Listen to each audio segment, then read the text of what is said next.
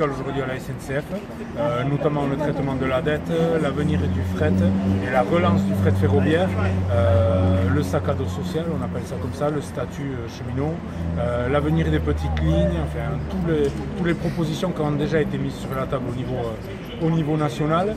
Aujourd'hui, la seule réponse à moitié qu'il nous fait, c'est l'avenir de la dette. En clair, il laisse encore un peu pourrir la situation de la grève pour finalement proposer un arrangement sur l'avenir de la dette. A priori, c'est ce qu'il nous a laissé entendre sans donner de chiffres. Mais pour tout le reste, on n'est pas du tout tombé d'accord, clairement. Il s'est même un petit peu énervé à plusieurs reprises quand on a pointé les responsabilités du doigt, notamment les leurs, puisqu'il faisait aussi partie de la majorité socialiste lors de la mandature précédente. Donc il porte lui aussi l'ensemble des responsabilités qui font qu'aujourd'hui la SNCF va mal. Et nous, on est les premiers à demander à ce qu'il y ait une réforme de la SNCF, mais pas comme elle est préconisée. Et là-dessus, on n'est pas d'accord. Alors après, ça, c'est une stratégie de communication. Celui qui va bouger ne le dira qu'une fois qu'il aura bougé.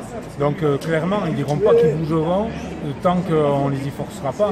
Aujourd'hui, voilà, nous, on est à 1 mois de grève.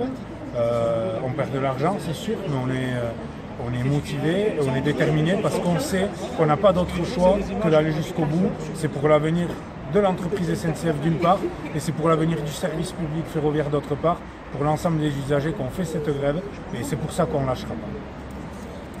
Merci.